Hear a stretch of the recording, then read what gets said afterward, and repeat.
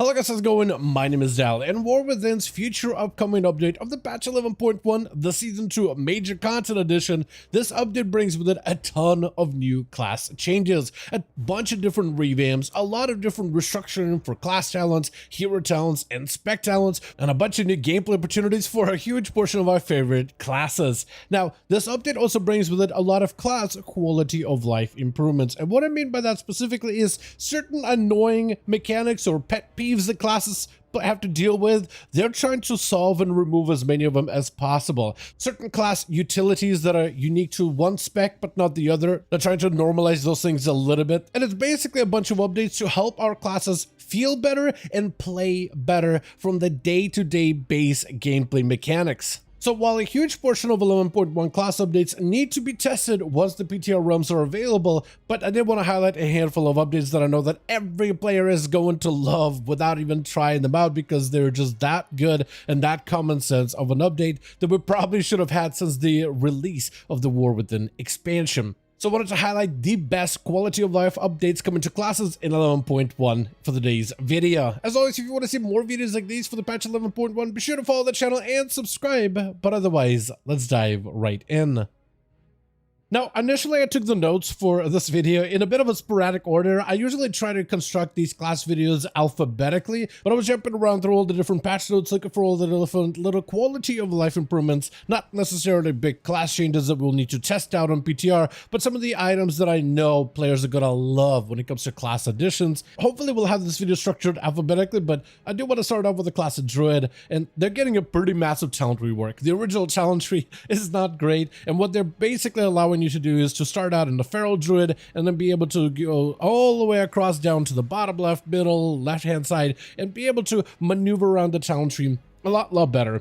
Part of this talent tree rework for druids allows certain class abilities to actually become baseline for each and every one of the specs. And these are going to be more core abilities that are just feel like such a huge component of the class, and there's no way to construct a class without some of these abilities. Like if you look at Balanced Druid, and this is going to make a lot more sense to every single one of you as we get to this, like, no, that ability definitely should have been baseline, but for Balanced Druid, they're getting baseline Sunfire. And the fact that you can technically try to make a build of Druid without Sunfire or improve Sunfire is a little wild to me. So this ability is going to be made baseline for pumpkins, which now that I think about it, yeah, why wasn't this a thing from the get-go, honestly? For feral druids, it's going to be the ability of Thrash. So all of your basic bleeds from Rake, Rip, as well as Thrash are going to be baseline so that you have a little bit extra bleed capability from the start, which makes all the sense in the world, honestly. For Guardian Druid, theirs is actually going to be made mostly thanks to the new rework that the talent tree is getting, but essentially abilities like Verdant Heart become baseline for them. So passively, Guardian Druid is going to have additional healing taken whenever Frenzy Regeneration and Bark Skin are available. So it's going to be a nice and a fairly sizable bonus of a talent point that you no longer have to invest into or have it be gated by things like improved Bark Skin. And for Restoration Druids, it looks like they made one of the best changes by far, which probably should apply to every single heal in the game. But you know how baseline Druid abilities like your Nature's Cure, normally the ability, and I guess every healer has some sort of a dispel against magic damage, but that's what you normally start with. Though if you want to go back to what druids usually do, which is dispelling curses and poisons, you have to invest a whole talent point into improved Nature's Cure. And it looks like in 11.1, Nature's Cure or improved Nature's Cure is going to be baseline for Restoration Druids, which makes all the sense in the world, and I really do hope they consider trying to add something like this to every single healer in the game. Having a healer only be focused on magic dispel, I guess it's good to at least have that as a baseline cover, but I do miss when healers really had that natural protection against certain effects like Paladins that can dispel poisons and diseases, priests that can do diseases, shamans that can do curses, druids that can do poisons. So things like that is really nice to see, and I think it's a fairly nice improvement in my opinion. Now, another class that's getting a huge portion of quality of life improvements is Hunter from the class challenge tree, the hero specs like the pack leader, marksmanship, Beast Mastery, and I believe Survival is getting a couple of new additions as well. There's way too many things coming up for the class of Hunter in 11.1, and if anything, patch 11.1 really does feel like a Hunter patch and a Hunter's paradise with so many different improvements that are arriving for this class in particular. Definitely a class I think worth leveling ahead of the Undermine update. But if I were to focus in and zero in on a handful of specific changes, I would have to say Marksmanship in particular is getting some of the best improvements. Normally, Marksmanship Hunters run around as a lone wolf. This is the spec that normally, in most cases, plays without a pet, unlike Survival and Beast Mastery. However, when you play without a pet, you're limited in your pet utility.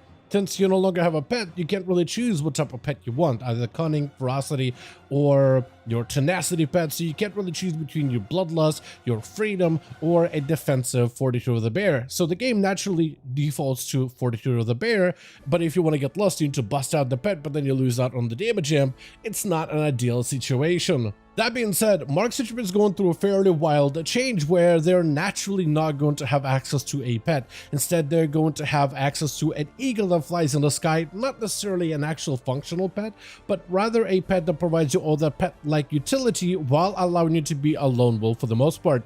In fact, they're making it so that eagle is actually going to mark enemies as you use certain abilities, which will amplify abilities like your aim shot. So it's actually fairly interactive with the rest of your kit. But that bird in the sky starts out as a Ferocity pet, which allows Marksmanship to gain access to Bloodlust, as well as the passive leech you would have from a Ferocity pet. So the actual pet itself provides you that pet-like utility without necessarily being a pet that you have to micromanage and control. Further on, you can actually spec that pet to gain through your talents, to class talents specifically, to add a Tenacity effect or a Cunning effect, so you can get the advantages of having a Tenacity, Ferocity, or a Cunning pet without having a pet to begin with as Marksmanship, which is such a huge improvement. The fact that Marksmanship can now Bloodlust without having to pop out a pet is going to be huge for Marksmanship Hunter mains going forward when it comes to endgame content, or even just when interacting out with the open world and even in PvP. But Marksmanship is not the only spec that's getting some quality of life stuff. Also, the specs of Survival as well as Beast Mastery also get additional improvements, as they will now be able to change the specs of their pets from the stable. Normally, each pet either comes as a predetermined spec, either Cunning pet, which has Pathfinding for additional movement speed and Master's Call, Ferocity, which is the Bloodlust effect and additional leech, or the Tenacity pet, which has additional health and defense, as well as a wall health increase effect, basically an extra layer of defensives. But also each pet has a unique ability that it comes with. Some pets will have a bite, or maybe like a furious bite for additional movement speed reduction on enemy. Gronk, for example, has a cheat death mechanic type of effect. And depending on the content you're running, maybe you would want a Cunning pet that has like the Savage Rend. So now you're stuck with Raptor type of pets. But what if you want Savage Rend, but then you need a Ferocity pet or a Tenacity pet that has the same effect, maybe for like a certain dungeon where there's some healing involved, or if you just want to have that type of a pet for PvP when you don't need Master's Call. So you'll be able to change the specs of your pet from the stable as a BM and Survival, which is huge. So not only does Marksmanship get utility of all these different Tenacity, Ferocity, Cunning pet abilities, but also you'll be able to have better customization of your pets and those effects for your Beast Mastery as well as Survival. Mage is another class that's also receiving a number of changes with a lot of quality of life improvements, but also they're doing a little bit of funky resource management for Fire and Frost, which could potentially be a little controversial. But one of the things that they're able to solve for Frost Mage in particular is proc cannibalization. If you're not familiar with Frost Mages, they have a number of effects that allow them to achieve Shatter bonuses on their abilities. With Shatter, it multiplies the critical strike chance of spells against frozen targets by 1.5. And it adds an additional 50% critical strike chance, which allows mages, as long as they're attacking an enemy that is frozen, either through AoE skills and CC skills like Frozen Nova, it gives their abilities a higher chance to crit on targets. But also some of the passive abilities can empower other spells to be a guaranteed crit, to treat the target as if they were frozen. So as a mage, if you keep casting Frostbolts, you'll get stacks of Fingers of Frost, which will make your eye senses treat themselves as if the target was frozen to give you a higher chance to crit against that foe. Another way to proc Frozen is through the ability of Flurry, which puts a debuff on the target for the next 2 spells. It will treat the enemy as if they are frozen, but only for a short moment, and it's one of those abilities you can kind of weave into your rotation. With the way the Frost Mages play, sometimes you'll find yourself in situations where you'll actually cannibalize some of those procs. Like maybe you're casting Frostbolts again and again and again, and then you get some kind of a big proc like a Glacial Spike into a Flurry, but then you have procs for Ice Lances, which you want to follow up with. But when you Ice Lance, you have not only Fingers of Frost that guarantees that the enemy is frozen, but also the charge of Flurry as well, which cannibalizes both procs. And mages kind of account for that playstyle. You try to play around it best as you can, but if it does cannibalize and 2 procs gets consumed at once, they don't necessarily make each other better. They just kind of, one of them gets wasted essentially. You just gotta have to play around the fact that you are gonna see some cannibalization of procs until patch 11.1, which is going to fix it, where your procs of Fingers of Frost Lances will no longer consume the actual effect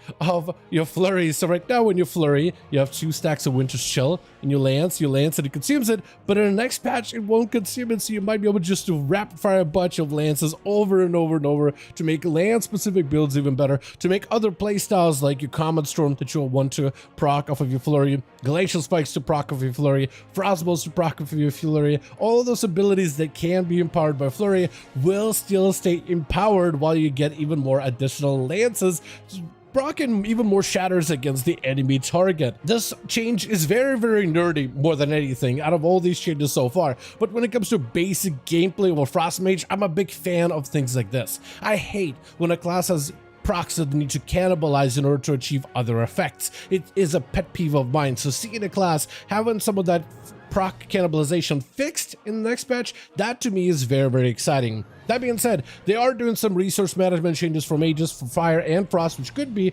controversial, potentially weird. Seems like a weird move to start making changes like this in just second season of War Within. Maybe something that should have been done before the expansion release, but we'll see exactly how all that works out once we get the PTR. But the idea of fixing proc cannibalization effects, that is big, and I'm a big fan of it overall. Another class spec that's also seen a very good change is the Holy Paladin. Normally, Holy Paladins have a very unique ability of, or rather talent of, Echoing Blessings, where Blessing of Freedom will increase the target's movement speed by 15%, Blessing of Protection and Blessing of Sacrifice will reduce the target's damage taken by 15%, and all these effects linger for 8 seconds after the blessing ends. The sound is good on its own, but it is unusual because Protection and Retribution Paladins have a very different talent that's a lot more usable. And that talent is Unbound Freedom. Blessing of Freedom increases movement speed by 30%, which by itself is pretty good. And you also gain Blessing of Freedom when you cast it on a friendly target, which means that Paladins can, Retribution and Protection in particular, can use freedom on others and get a freedom as well. So instead of putting freedom on one target, you get it on 2. Holy Paladin can only put freedom on a singular target. So this talent is actually being brought over to Holy Paladin to have a bit of parity between Ret, Prot, and Holy. At least right now over in the PTR realms, whenever those are become available. However, for Holy Paladin, they're actually going to give you a choice whether you want to keep Unbound Freedom or the original talent of Echoing Blessings. So it would be more of a choice talent for you to pick from, where one may be good in like situations like PvP specifically, because that defensive with protection, Blessing of Protection and Blessing Sacrifice could be very, very good in some single target encounters. But if you need more mobility for the group and more freedoms, then Unbound Freedom is going to be perfect when it comes to Holy Paladin utility in 11.1.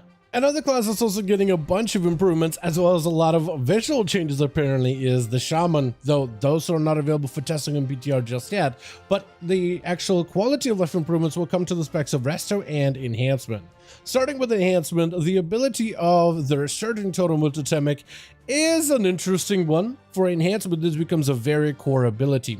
Surging Totem and placing it in a right spot on an enemy target allows it to pulse for additional damage, and your abilities can empower the totem to grow stronger and stronger and stronger. The totem is not very mobile, and enemies can just walk away from it, or let's say your tank maybe needs to move enemies from one spot to another, but once you place the totem, it's stuck there, so you have to be very, very careful previously as a Shaman every 30 seconds to put it in a right spot, so it's going to gain some value. Shamans also had to opt into totemic projection so they can at least have some sort of way to move the totem if, let's say, they need to move it for any reason. And there's some mechanic and mobility heavy fights out there like in the Nuremberg Palace, so being able to pre-place a totem every 10 seconds was an option, but not ideal. So they tried to make the whole surging totem a little bit less unwieldy. And in 11.1, when you place the surging totem down, while it's active, the Surging Totem button will become a Totem Moving button, which will essentially give you the ability of totemic projection, but for free, just for your Surging Totem. Being able to move the totem every 6 seconds is going to be nice,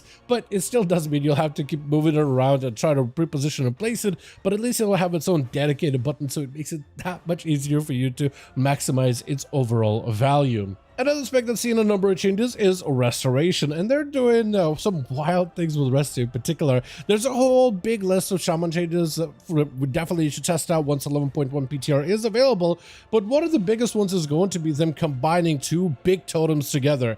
One of these totems is Mana Tide, now being combined directly into your Healing Tide totem, which is interesting. So basically, Healing Tide totem will have both abilities present at the same time as Mana Tide totem. So instead of having two separate totems that are roughly on the same cooldown, there will just be one single totem that does both, healing your allies with increased effectiveness and smaller groups, but also providing allies and yourself 80% increased mana regeneration with a 53-yard range. Another effect that I think a lot of players actually will enjoy is, you know how the Shaman totems have charges? Like your water shield actually has 9 charges to it. So after 9 melee attacks, you actually can lose only charges in content like PvP. It means you have to reapply water shield fairly regularly to not run out of mana. Same thing goes for your earth shield. You have to constantly keep reapplying it to a tank or to yourself if you're running the earth shield playstyle. Well, Restoration Shamans apparently will get a brand new talent called Therazane's Resilience,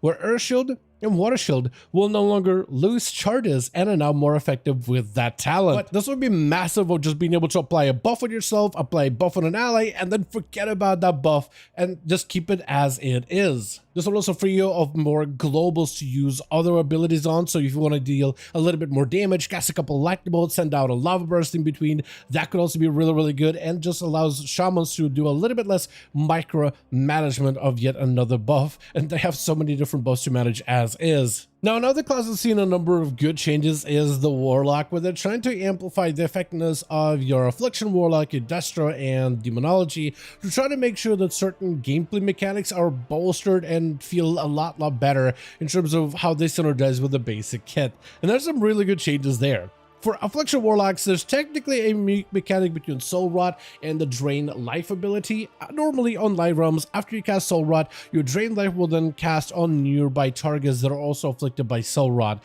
which technically gives Affliction some defensive components. That was the original intention of the Shadowlands ability, and with certain talents that actually was a viable option, but a lot of the talents that allowed that Drain Life to be more effective have been mostly gutted and ripped out of the Affliction Warlock talent tree, where most players will just do not use a Drain Life for AoE, maybe in some PvP situations, but usually after Soul Rot, this is where you want to do the most amount of damage, not necessarily heal yourself up to full. So they're trying to make this talent a lot better by essentially removing the Drain Life mechanic and just allowing Soul Rot to heal you for 50% of all the shadow damage that it does. So it gives its own like leech kind of heal component without necessarily having Warlock interact with that gameplay mechanic, thus interrupting rotation, which is a pretty nice survivability bonus. As for the spec of Destro, they got a number of different quality of life improvements to try to make certain abilities a little bit more usable. Destro has always been in a weird situation where as a Warlock spec, it's usually not that mobile because a lot of your spells are cast spells and a lot of your damage comes from those casted spells. You have a limited amount of instant cast abilities that will give you some momentary movement while you're going from A to B, but if you have to move for too long, you don't really get to cast a lot of your major abilities. This has been partially ratified by giving him more instant cast spells in order to give him more movement, though not all of the spells get utilized. Shadowburn is one of the spells that right now does get play. Another talent that was added to give Destro more mobility while also allowing for more damage is Dimensional Rift, an ability that found popularity in PvP, but not a lot of popularity in dungeons or raids. It's not a player's favorite ability by any measure. So they're trying to make it a little bit better by actually adding a new talent that synergizes, or rather competes on the same talent row as Dimensional Rift. You can either play Dimensional Rift, or you can get a more passive version where you can proc random procs of Dimensional Rift from your immolation dot. So just by keeping everybody dotted, there's a chance that you may open a rift from all of your dots, and with your dots ticking fairly quickly, there's plenty of chances for you to be able to proc more rifts as you do all your abilities. Put that together with an ability like Cataclysm to spread immolations on all targets. Imagine if you could just open up a bunch of portals to deal AoE damage. That would be fun to test in 11.1 PTR. Even Channel Demon Fire is getting a passive option, which is very similar to the Rift ability. Instead of actually having to stand still and channel Demon Fire, which some Warlocks do not enjoy doing because the spec is already immobile, you can get a passive version where your dots, your immolations, can have a chance to proc a Channel Demon Fire on your target, and your Incinerates have a much higher chance to proc an additional Channel Demon Fire against that target, which will allow you to utilize the talents of Raging Demon Fire and Demon Fire Mastery without necessarily having to use the ability to channel Demon Fire on cooldown, rather having it proc off of basic procs and abilities. On top of it, there's also another quality of life adjustment for Rain of Fire, which is normally an ability you actually have to set up on the floor as a reticle. However, other classes like Shamans, for example, have gotten different versions of similar abilities. Like Warlocks have Rain of Fire, Shamans have Earthquake, and both of them function very similarly. Normally you would have some kind of a green reticle that you place on the floor. However, Shaman's got a new version that allows this reticle to be under your current target. So instead of actually having to aim this reticle, you can just target an enemy and it will place this rain of fire below them instantly. Or I guess above them, raining down from way up in sky. Which will hopefully make managing Rain of Fire and having to target the ability, or potentially even seeing Rain of Fire accidentally get placed on top of a roof or on a chandelier or somewhere up high, which happens so regularly with the camera angles, especially inside of certain claustrophobic dungeons. Hopefully it'll solve a lot of those issues in particular, so that we'll have hopefully less Warlocks missing their Rain of Fires against enemy targets. But as always though, I do want to thank all of you guys so much for watching, and I hope you guys did enjoy this update. If you did enjoy it or found it informative, go ahead and give this video a like. I would very much appreciate it. Join this community to keep up with all the regular updates to future content additions for the War Within expansion, which will post regularly over on our Discord channel. Let me know your thoughts in the comments down below, and as always, I'll see all of you guys in our next one.